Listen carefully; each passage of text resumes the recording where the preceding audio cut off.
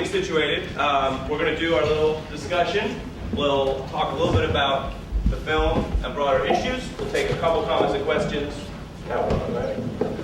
Yeah, and then we'll have some more free wine. So I hope the event is starting to take shape. You start to get a feel of what we're doing.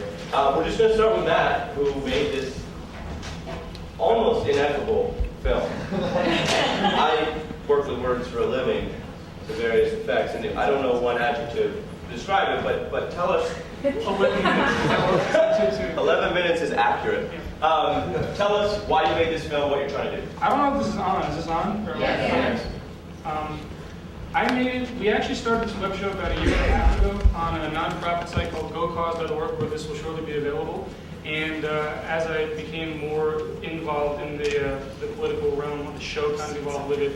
And so while this is a particularly partisan event because it's sort of a time to this event in the year anniversary of the election, it's actually a show that just promotes community service. In each episode, we work with a different NPO, nonprofit organization, trying to promote their cause with their community work.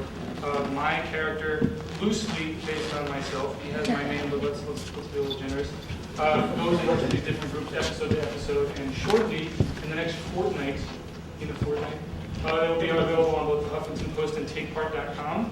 And so we're actually going to be sort of a more syndicated web series now. So watching the evolution of it, we're sort of grassrootsing a sitcom as well. Or we're community organizing both behind the scenes and in the content itself. So it's actually been a lot of fun. And funny always works. We don't try to be too preachy. Apologies if this was, but we still got to be punching on the ring. Yeah, I thought the anti-Semitism humor definitely going to find in the media. So let's turn to Michael Skolnick has joined us, the only person that hasn't been introduced yet. He is the political director for Russell Simmons, the hip-hop fashion mogul. Yeah, you like that? Yeah. And also works and edits at Global Grind, which is a website that also does sort of infotainment, music, art, life, but also some politics, and has been a filmmaker himself. So what I want to ask you about is, both with what we just saw in your work, this intersection between fun and substance. What do you think the keys are? Anything that pops out to you from here and your own work? How do you find that sweet spot to, as Matt is trying to do, mobilize, engage people, but also make it something people actually want to watch? Yeah, I think from my perspective, my first film that I made was 11 years ago. I was a big baseball fan, so I'm going to go home and watch the Yankee game tonight. Yeah! But it was a baseball game between the Cuban national team and the Baltimore Orioles in 1989. It was the first baseball game between the Cuban national team and a Major League Baseball team. And as a kid, I just wanted to get in. Like, I wanted to go see the game, and I saw it on ESPN. I wanted to go to Cuba to see the baseball game. The only way we could get into Cuba at that time was to be pressed. And I was 19 years old, and I wasn't pressed. And we had the first digital camera, sort of professional digital camera come out, the XL1, Canon XL1. So we bought the camera and we convinced the Cuban government, the American government, that we were making this documentary. And we got to Cuba and we had this camera and we ended up making this film, and half of it was out of focus and we had no sound and it was a complete mess. But it was so complicated to make a film 10 years ago, and that's it's the middle of the independent movement. So I think what I take from this, and congrats to Matt for taking the initiative, is that as young people today, and as Barrett Jr., the first time I think I ever saw a presentation operated by your iPhone. And that shit was great. That was incredible. But the access to technology and the access to say, I have an issue that I want to take up, I want to work with this nonprofit, I have an idea, I have a vision of a series that I want to make, and he can make it and get 100 or 150 people in a room to see it. That to me is incredible. That to me is a tremendous amount of power that as young people we have that we didn't have even 10 years ago when I had my little XL1 trying to get to Cuba and make this documentary. So I see that technology has changed dramatically over the past 10 years, and no longer do we have to, and I made 3 films for HBO, and it was such a challenge just to get into that building. But no longer do we have to knock on those doors. We can make art ourselves that we're passionate about, and it can get as widely circulated as an HBO documentary. So I think it's fantastic that Matt is taking this initiative to do this, and I'm here to support that.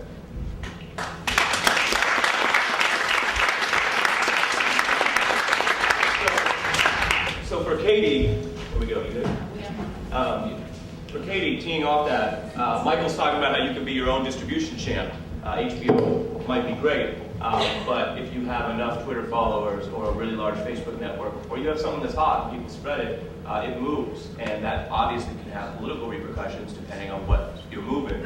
I want to throw a couple stats at you and then get your response. I know you like numbers. Sorry to be flirting in public like that. But you did say you were single. And you said I'm a virgin, so... The virgin thing is going to drive the entire discussion. I told you it's going to come up in the panel. But the numbers I want to throw at you are, if you look at how people are actually engaging politics online, people over 35, the majority of the country, are rarely commuting with their friends on social networks, or even in posting a lot, which I've actually found surprising. So over 35, only 5% of people say that they do any politics on social networks. And obviously there are a lot more than that share of people who use some social networks for something, who are older, but they're not politicking there. As compared to 30% of people under 25 say they do some politicking, sharing a video or information about a candidate, talking about politics. And then when you go to the internet writ large, which gets you over some of the demographic breaks, of course everyone uses the net, not everyone's on a network, you see about 11% of people over 35 say that they post political information to the overall internet.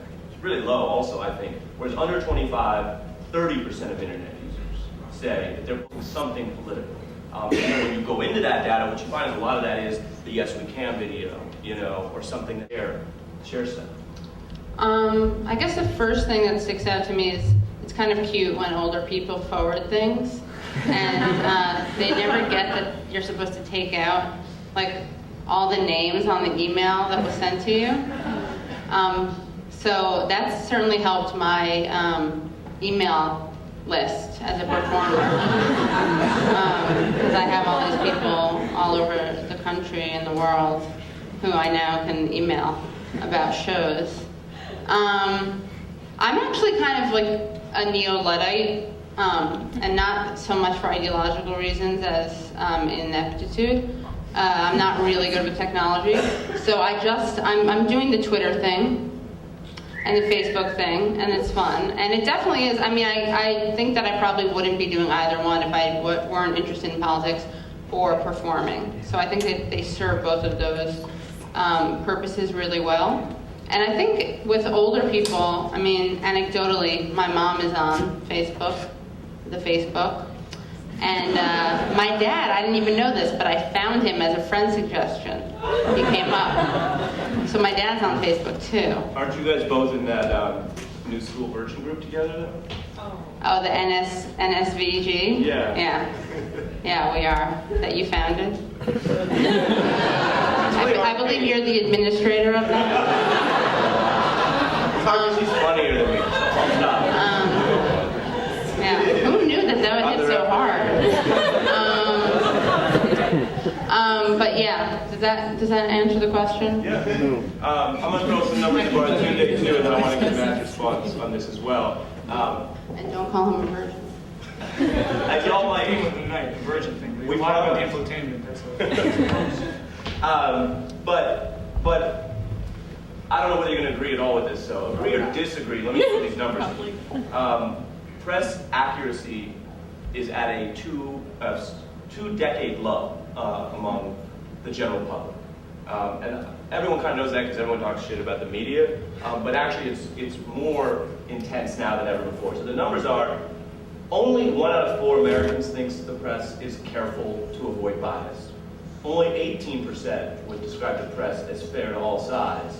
And then finally, and this is really interesting when you think about the economic problems we have, this is an all-time high. 74% of the public now says the media is too influenced by powerful people, corporate power and other kinds of power.